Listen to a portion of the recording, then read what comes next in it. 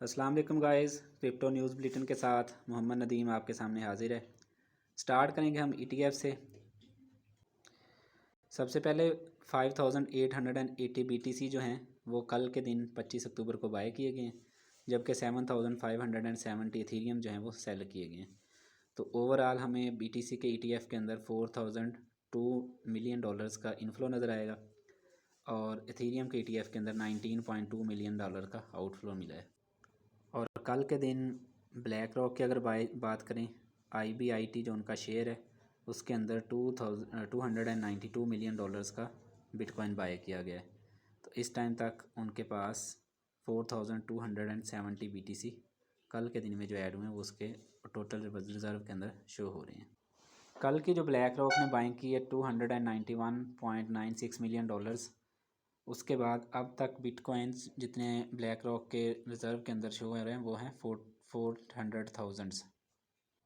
400,000 bitcoin इस time black rock के reserve में पड़े हैं।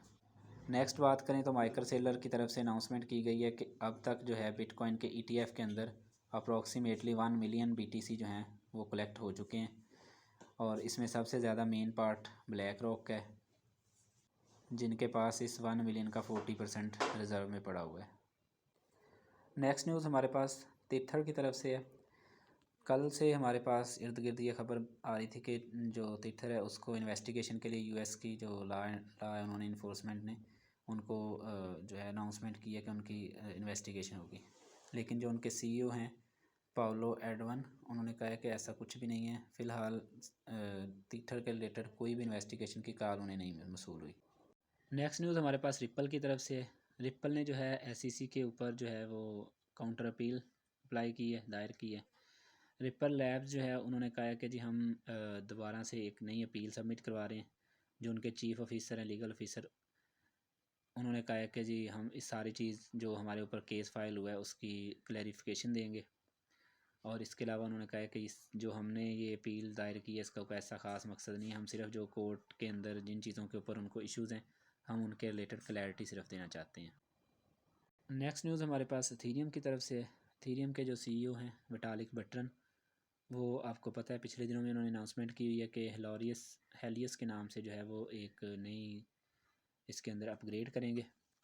उन्होंने कहा है कि जो हेलियस अपग्रेड होगा इसके बाद जो है इथीरियम का फ्यूचर ज़्यादा सिक्योर हो जाएगा और इसका मकसद है कि मल्टी चेन की स्केबिलिटी है, यानी हम सारे मल्टी चेन इकोसिस्टम को कनेक्ट करना चाहते हैं।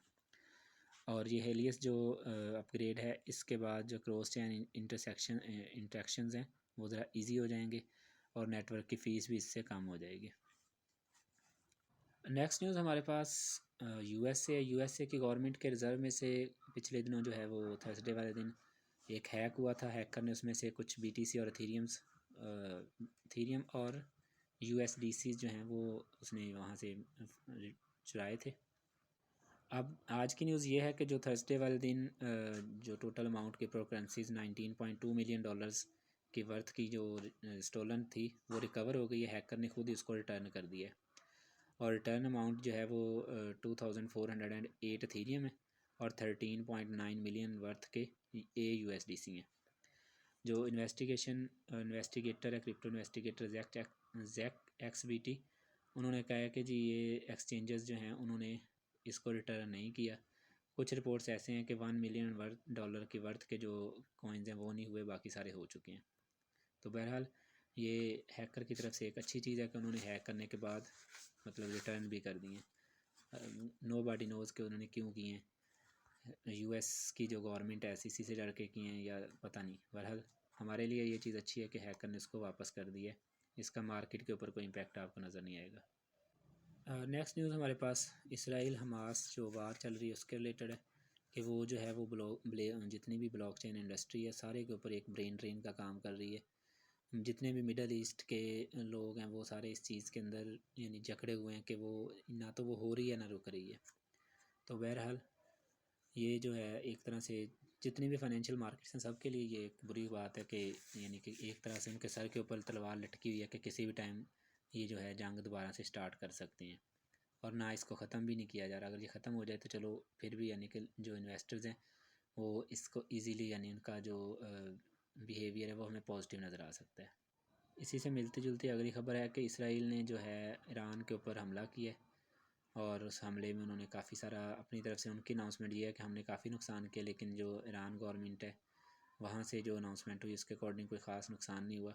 बहरहाल इसराइल की तरफ से ये अनाउंसमेंट हुई है कि उन्होंने जो तैयारे भेजे थे वो सही सलामत वापस चले गए, मतलब कि उनके ऊपर कोई जवाबी कार्रवाई नहीं की गई। तो बहरहाल ये तो हमें पहले ही पता था, चूँकि इसराइल ने उस दिन से ही अनाउंसमेंट की हुई थी कि हम इसकी जवाबी कार्रवाई करेंगे। तो बहरहाल वो उन्होंने कर दी है। होप्स हो कि अब ये थोड़ा सा मामला हमें ठंडा पड़ता हुआ नज़र आएगा।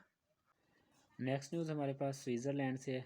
स्विट्ज़रलैंड के अंदर एक जो ये बनाते हैं मुख्तलिफ़ चीज़ों के खाके स्टैचूज़ बनाते हैं, वहाँ पे जो है एक स्टैचू बनाया गया है जिसके अंदर यानी कि सतोशी नाकामोतो को प्रेजेंट किया गया है।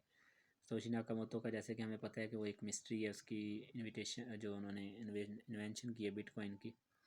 तो बहरहाल सतोशी नाकामोतो को लेके उन्होंने एक जो है वो उसका स्टैचू बनाया है, जो कि कल लाइव किया गया, सारे लोगों ने वहाँ पे डिफरेंट लोगों ने वीडियोस वगैरह बनाई हैं।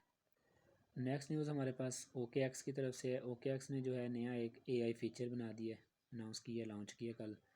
उसके अंदर उन्होंने कहा है कि जी ये जो फ़ीचर है इसका नाम उन्होंने रखा है स्मार्ट सिंक। और इस स्मार्ट सिंक के अंदर क्या होगा, जैसे आप लोग पहले यानी हम जब कापी ट्रेड वगैरह की बात करें तो वहाँ वहाँ हमें अलग से हर दफ़ा जो है वो मैनुअल डाटा देना पड़ता है कि इतने % हमारा यूज़ हो, इतने % पे कट हो जाए ट्रेड हमारी, इतने % के लॉस के बाद जो है वो SL हो जाए।